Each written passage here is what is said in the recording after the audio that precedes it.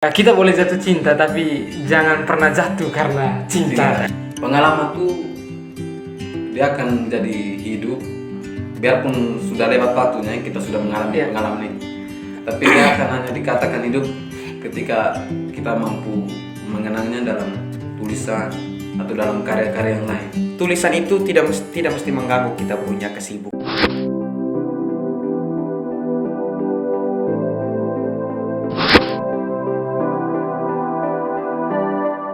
Oke, selamat datang dan selamat bergabung lagi di channel kami Wisma Santo Agustinus. Channelnya para biarawan muda yang tentunya akan selalu menghibur Anda sekalian. Oke, jadi dalam video ini kita akan berbincang-bincang seputar dunia tulis-menulis. Saya sendiri, Lois Jawaru, akan memandu acara bincang-bincang ini. Dan di sini sudah hadir dua pemuda ganteng. Yang di sebelah kanan saya ini Van Vasa, asalnya dari ND, tepatnya di Wolotopo. Dan yang di sebelah kiri saya ini Ama Kole, asalnya dari Adonara. Selamat datang dan apa kabar Ama Kole dan juga Van? Baik sekali, Lois. Jadi syukurlah kalau baik-baik ya. Jadi untuk mengawali bincang-bincang ini, saya akan membacakan satu puisi. Jadi puisi ini puisi pertama di buku antologi Langit dan Rindu. Langit Rindu maksudnya. Karya Van dan juga Ama Kole. Jadi puisi Langit ini ditulis oleh Van. Langit. Akhir-akhir ini wajahmu begitu mendung. Sering engkau menangis juga. Adakah dukamu terlampau pintu? Sepertinya tak tertahan lagi melihat kekasihmu meraung kepanasan. Air matamu tumpah tergenang pada bibirnya yang mengering karena terlalu merindukanmu. Tangismu begitu lebat sehingga isakmu sering terdengar sekeras guntur dan menusuk setajam kilat. Jadi puisi yang sangat menyentuh hati dan sangat tajam saya kira ya. Jadi pertama terima kasih untuk Van dan juga Ama Kole yang sudah mau bergabung di acara bincang-bincang ini. Jadi berbicara tentang tulis menulis, tentunya setiap orang itu punya pengalamannya masing-masing. Dan untuk itu saya ingin bertanya, kira-kira bagaimana pengalaman Van dan juga Ama Kole dalam dunia tulis menulis, khususnya dalam tulis menulis puisi dan juga cerpen. Kira-kira sejak kapan dimulai dan hal apa yang menginspirasi sehingga tertarik untuk menulis puisi dan juga cerpen? Mungkin dimulai dari Van dulu. Baik, terima kasih. Untuk saya awal mulai menulis karya ini, yakni puisi dan cerpen itu sejak saya mengenyam masa novisiat di Novisiat Sang Sabdaku. Pertama kali saya termotivasi itu ketika saya melihat karya-karya teman saya yang sudah ia bukukan dalam buku sendiri, bukan seperti cetakan tapi sebagai kenang-kenangan dalam kayak seperti dalam diary. Lalu saya sempat meminjamnya dan membacanya. Kemudian saya merasa tergerak hati untuk mencoba mulai menulis.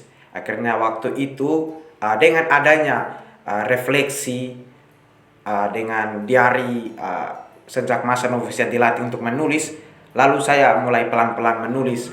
Lalu saya mengumpulkannya sampai pada akhirnya sampai di sini di Ledelaros, sebenarnya tinggal di Ledelaros, saya tetap menulis.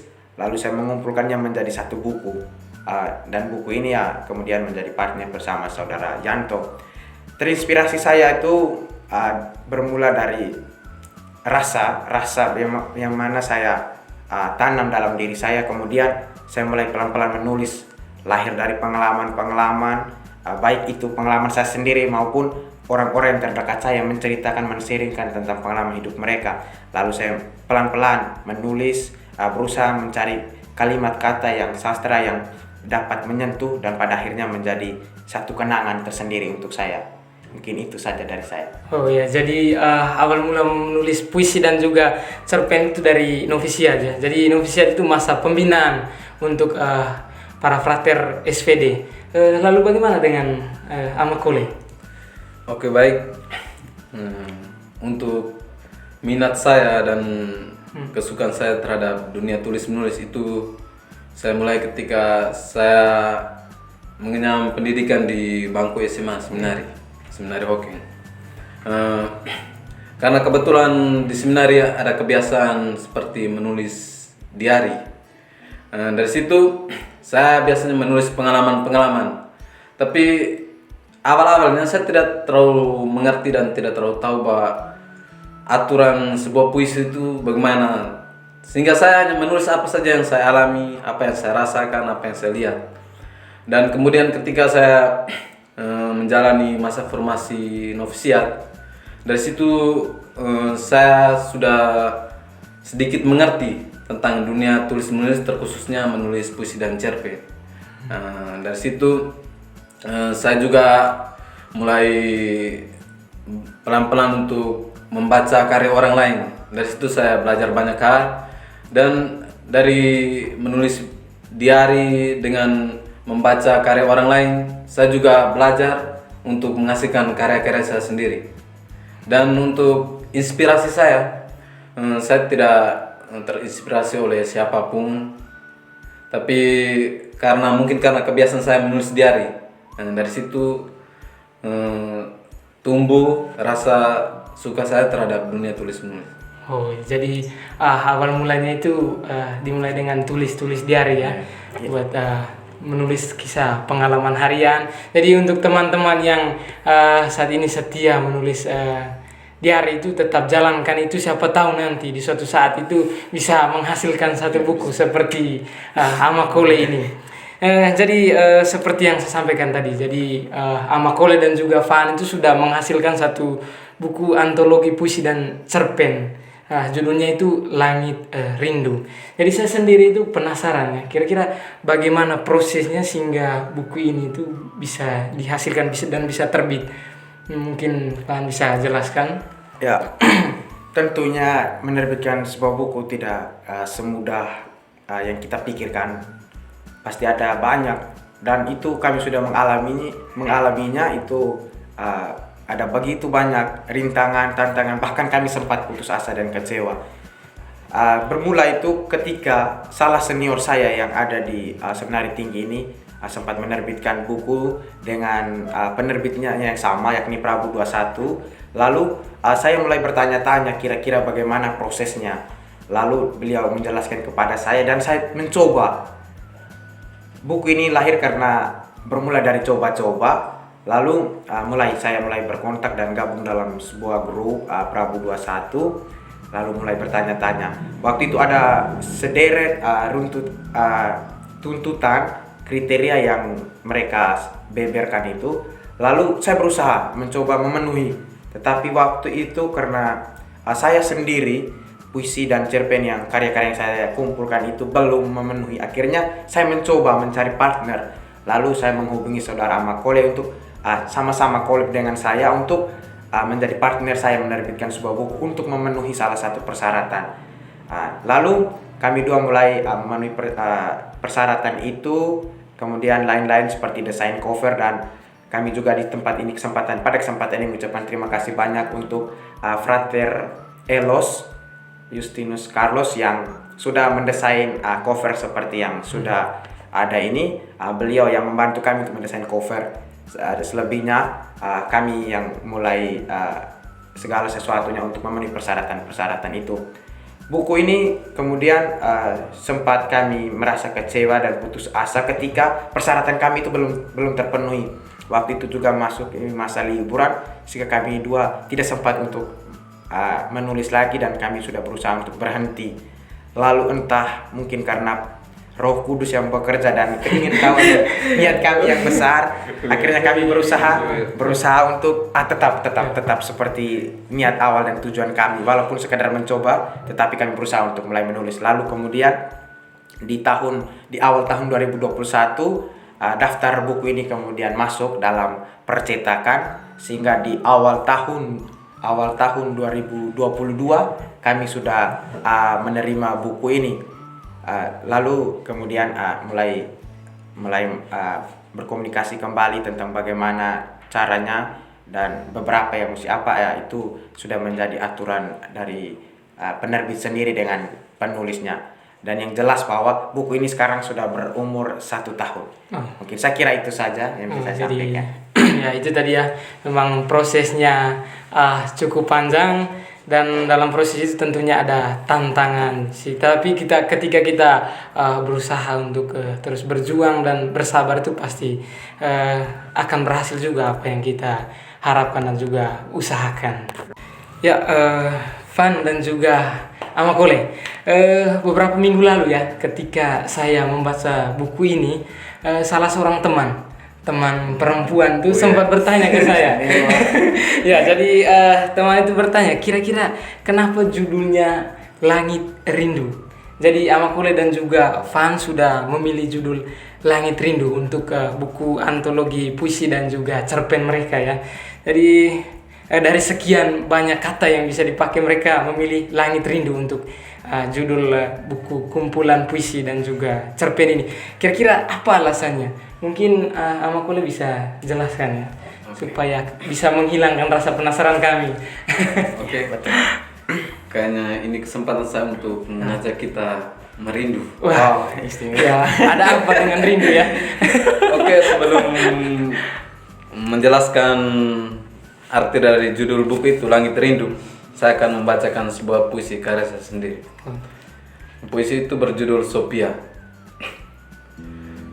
Datanglah Sophiaku, aku mencarimu sudah pada hitam yang bersenyum terang, pada sekian banyak benak dan tak sedikit tapak yang meraung menidurimu.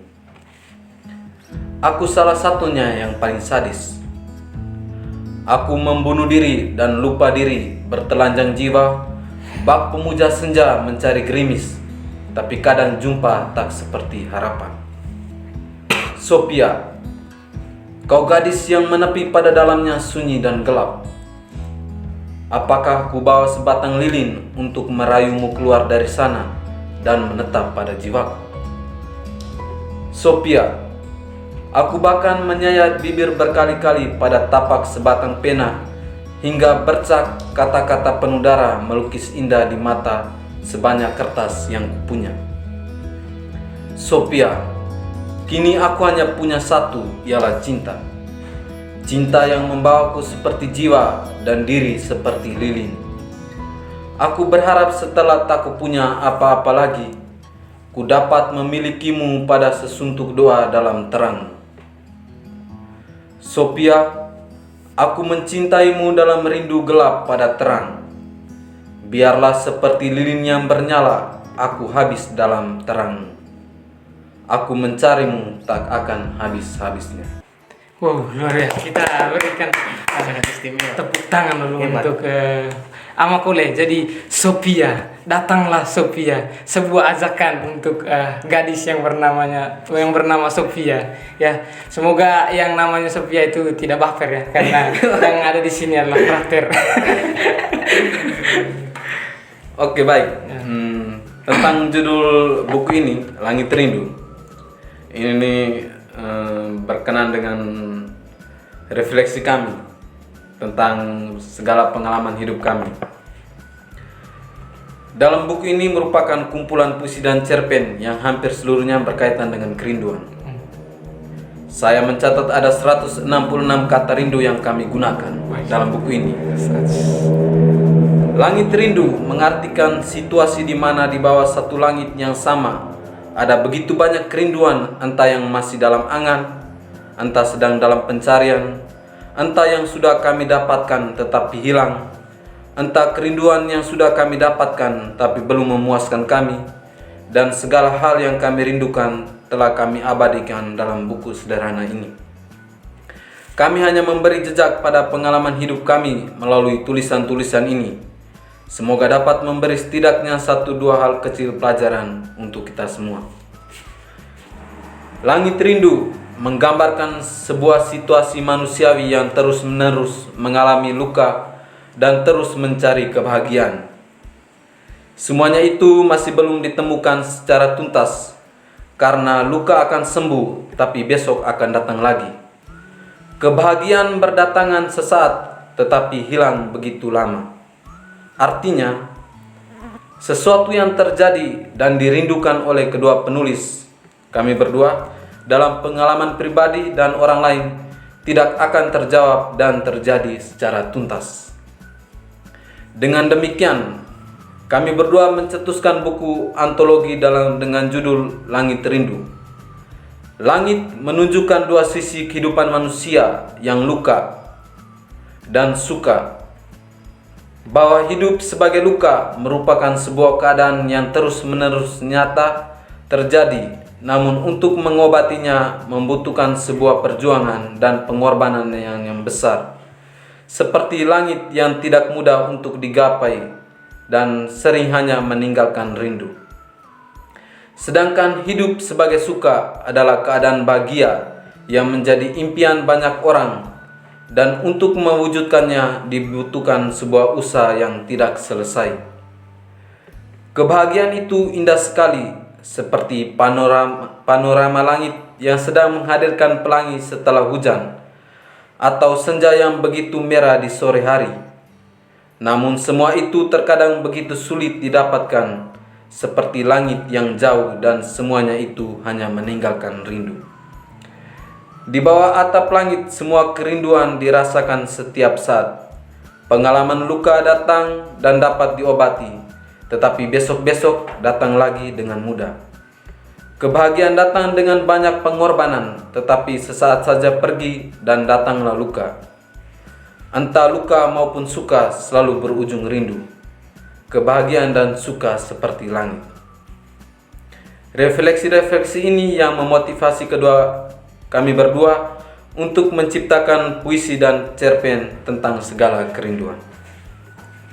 Memang penjelasan yang sangat dalam dari Amakole ya. Jadi langit rindu. Jadi bahwa langit ini ada banyak orang yang merindu. Dan saya harap kedua penulis ini tidak galau karena rindu. Ya.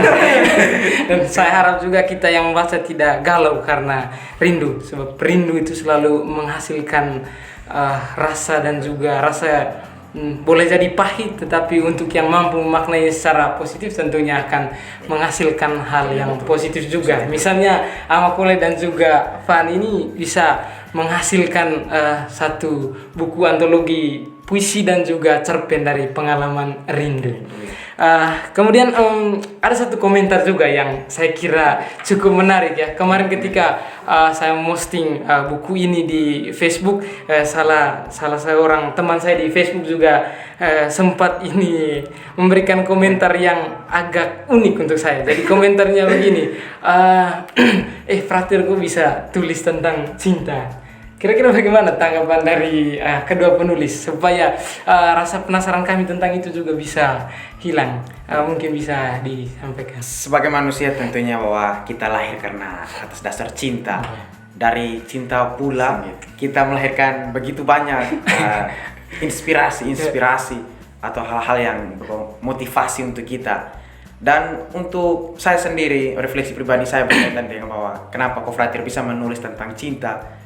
Karena ya lazimnya kita seorang laki-laki di usia muda tentunya mengalami banyak hal cinta. Ya, cinta itu tidak luapan ya. Ya, seperti luapan begitu. Cinta itu tidak hanya khusus kepada orang-orang tertentu, tetapi cinta yang maksud yang kami menulis, yang kami tuangkan dalam buku, yakni cinta yang universal. Dalam artian bahwa tulisan-tulisan kami ini yang terinspirasi untuk memberikan, selain untuk kenang-kenangan sebagai jejak hidup kami, juga untuk memberikan seperti petuah yang tidak terlalu apa juga, tetapi dalam tulisan-tulisan itu menggugah perasaan pembaca, dan pada akhirnya bahwa para pembaca juga bisa menyadarkan dalam diri mereka bahwa oh ada seperti itu. Sehingga cinta itu yang kami maksudkan itu cinta yang betul-betul dari dalam diri, dari pengalaman kami, baik itu terhadap keluarga sendiri, kemudian kepada Tuhan yang pastinya bahwa karena dengan cinta yang Tuhan berikan kami bisa sampai saat ini bisa mengalami akan banyak hal dengan lalu dengan teman-teman sepanggilan, teman-teman seperjuangan, mulai lalu kenalan, dan masih banyak orang-orang yang kami temui yang pada akhirnya memunculkan rasa cinta, luapan, kasih, dan bisa menghasilkan seperti ini. Saya kira itu jawaban saya Oh, berkaitan jadi dengan cinta. cinta yang dimaksudkan itu cinta yang universal, ya, Universal, yang ya. untuk banyak orang, bukan orang-orang tertentu tentunya ya. Tidak. Saya harap bukan begitu. Labirin begitu tidak. Lalu bagaimana dengan Amakule? Oke, kalau berbicara dengan cinta, Ya. siapa yang tidak mengenal cinta? Oh, ya. asik. Oh, sip. Dan siapa juga yang bisa luput dari namanya cinta? Ya. Kita semuanya pasti mengalami cinta. Berkaitan dengan komen yang tadi, mungkin saya melihatnya mungkin saudari itu atau orang itu kayaknya melihat cerpen yang seperti maksudnya menggambarkan situasi sepasang kekasih begitu. Kalau menurut saya, memang kalau dengan umur kita yang masih muda begini, tentunya kita juga tidak mengelakkan yang namanya cinta. Maksudnya selain cinta universal seperti yang teman Fan katakan, tapi kita juga mengalami cinta secara personal dengan orang-orang tertentu. Dan itu kita tidak bisa kita tidak bisa tolak. Tapi mengenai tulisan-tulisan yang berbau cinta, menurut saya lebih ketika saya membuat sebuah tulisan yang berbau cinta itu tuh lebih pada imajinasi saya dan lebih banyak juga karena mendengar pengalaman orang lain. Dan itu membuat saya untuk sepertinya harus menulis dalam sebuah cerpen atau puisi. Oh, seperti itu. Oh, jadi itu ya poinnya bahwa setiap kita itu pasti pernah mengalami perasaan jatuh cinta. Tetapi memang itu tadi ya, kita boleh jatuh cinta tapi jangan pernah jatuh karena cinta. Ya, jadi seperti Fan dan juga Amakule ini sudah bisa meluapkan perasaan cinta mereka itu dengan cara-cara yang positif, yakni dengan menulis puisi dan juga cerpen. Tentunya ini menjadi pelajaran juga bagi kita semua, bagi saya dan juga tentunya mungkin bagi para penonton. Kemudian sekarang ini kan selain sebagai frater, Fan dan juga Amakule adalah juga mahasiswa di Institut Filsafat dan Teknologi Kreatif Lederer ya. Jadi kira-kira apakah kegiatan menulis ini tidak mengganggu kegiatan-kegiatan perkuliahan atau proses belajar begitu? Mungkin dari Fan dulu. Ya, untuk saya pribadi sih berkaitan dengan menulis puisi atau cerpen itu ya betul karena lahir dari pengalaman, sehingga tulisan itu tidak mesti mengganggu kita punya kesibukan juga dalam hal ini berkaitan dengan studi kita.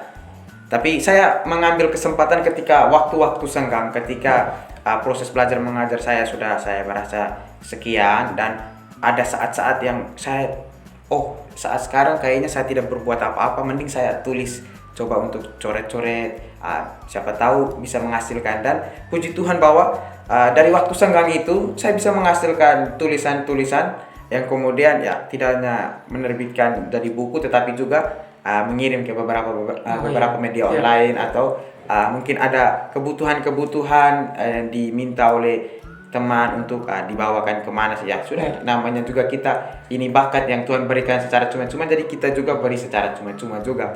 Tapi yang pasti bahwa dalam proses pendidikan, dalam proses studi tidak ada hal yang mengganggu. Ini juga adalah melatih kita untuk bagaimana setelah kita mendapat proses pendidikan yang baik, berpikir kritis, terus dengan melihat situasi-situasi realitas yang terjadi, kita bisa menulisnya itu. Sehingga waktu senggang dimanfaatkan dengan menulis. Saya kira itu saja. Oh, jadi itu tadi ya, kita gunakan waktu-waktu senggang kita untuk menulis puisi, cerpen, ataupun juga mungkin bisa tulisan-tulisan lainnya. Ya. Jadi itu tadi, mungkin itu juga bagian dari refreshing. Ya, betul. Bagaimana dengan Amakule? Oke, baik. Mengenai kegemar saya menulis, saya mempunyai waktu khusus untuk melakukan hal itu. Biasanya saya menulis puisi atau cerpen itu di saat malam hari.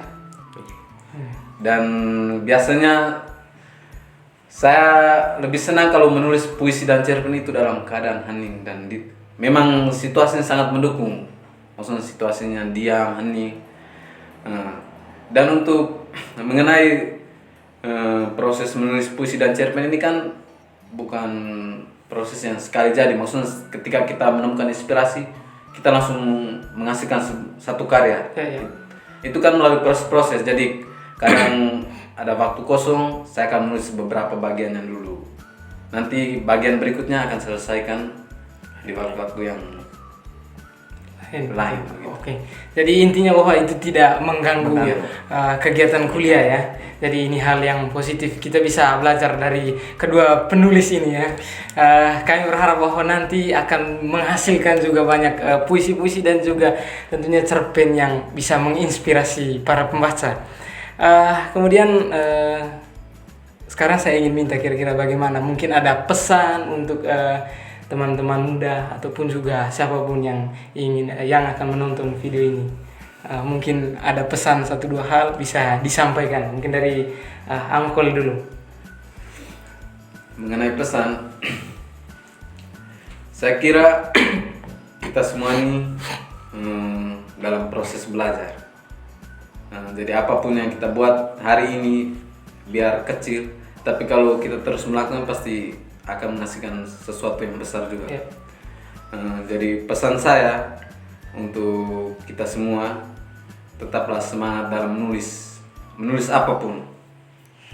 Jadi istilahnya kalau misalnya orang bilang pengalaman tuh dia akan menjadi hidup, biarpun sudah lewat waktunya kita sudah mengalami pengalaman itu, tapi dia akan hanya dikatakan hidup ketika kita mampu mengenangnya dalam tulisan atau dalam karya-karya yang lain. Jadi di saat macam kita ada kerinduan untuk melihat kembali pengalaman-pengalaman kita yang sudah berlalu, kita bisa melihatnya lewat tulisan atau karya-karya kita yang sudah kita ciptakan.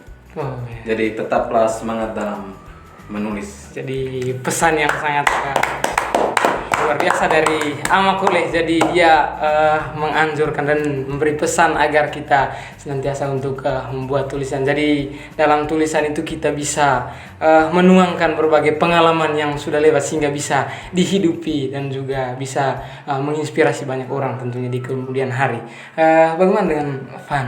Kalau untuk saya sendiri berkaitan dengan pesan, yang pertama itu untuk para penonton sekalian atau para penyuka sastra, itu jangan pernah ragu dan jangan pernah takut. Ya mungkin saja awal mula kita mulai menulis itu mungkin kita merasa kita punya bahasanya kurang bagus, kurang tepat, dan itu yang membuat kita minder. Tapi sebenarnya itu awal mula kita memulai menulisnya. Awalnya saya juga merasakan demikian. Saya juga bukan penulis hebat juga, ini juga bermula dari coba-coba. Tetapi dari pengalaman saya ini yang mana saya mulai mencoba menulis dari hal-hal kecil dulu. Lalu saya berusaha untuk membaca, belajar banyak hal tentang dari teman-teman yang juga banyak sastrawan di sini, sastrawan muda, dan juga buku-buku literasi yang sempat saya baca. Lalu mulai dari situ saya mulai belajar. Dan untuk teman-teman sekalian, pembaca dan juga penonton yang menonton podcast ini, bincang-bincang ini, saya kira jangan pernah takut dan jangan pernah ragu-ragu. Ketika Anda memulainya, ya mulailah dari awal mulai dari nol, sehingga pelan-pelan kita mulai terisi. Seperti kertas kosong, awal mula kosong, lalu kemudian kita pelan-pelan untuk menulis, ya seperti kehidupan kita, pelan-pelan akan diisi. Dan lama-kelamaan dari yang sedikit-sedikit itu akan menjadi menumpuk. Jadi untuk itu saya kira itu saja pesan saya untuk semua. Jadi dari Van sendiri ada katakan bahwa kita tidak boleh takut untuk memulai. Jadi memang awalnya tentu akan susah dan banyak hal yang kita di awal memang kita mungkin mengalami kesulitan dan juga hambatan. Tapi ketika kita terus mencoba, nantinya pasti akan dengan sendirinya akan berubah ke arah yang lebih baik lah. Jadi terima kasih Van dan juga Amakule sudah mau hadir di acara bincang-bincang ini di YouTube Wisma Santo Agustinus. Teman-teman, tidak terasa sudah banyak hal yang kita bicarakan dalam video ini. Terima kasih untuk Amakule dan juga Van yang sudah meluangkan waktu dan sudah membagi banyak cerita kepada saya dan juga para penonton. Jadi Untuk teman-teman yang mau membaca buku Langit Rindu, bisa hubungi nomor yang ada di bawah ini. Dan teman-teman juga, teman-teman dari Wisma Santo Agustinus punya blog yang memuat tulisan dari para frater. Jadi untuk para penonton yang juga berminat untuk membaca tulisan dari para frater yang tinggal di Wisma Santo Agustinus Ledalero, silakan cek di link yang tertera di bawah ini juga. Oke, jadi untuk menutupi bincang-bincang dalam video ini, saya akan membacakan satu puisi terakhir. Jadi judulnya itu Ibadat Rindu. Jadi puisi ini dibuat oleh Amakole. Jadi tadi kita mengawali bincang-bincang kita dengan puisi langit, dan sekarang kita menutupinya dengan sebuah puisi tentang rindu. Ibadat rindu. Ada yang lagi mengupas rindu. Seorang di sana, tepatnya di seberang mataku nan elok, menanak separuh parah, matanya yang lagi mendung. Kau ajarkan aku merindu dengan air mata, namun matamu masih sungut-sungut beri air mata. Tapi ku ajarkan kau merindu dengan mencintai jarak dan waktu. Kita selesaikan ibadat rindu ini. Air mata, jarak, dan waktu harus matang biar rindu punya restu. Sekian dan terima kasih. Saya Luis Jabaru pamit undur diri dari hadapan Anda sekalian.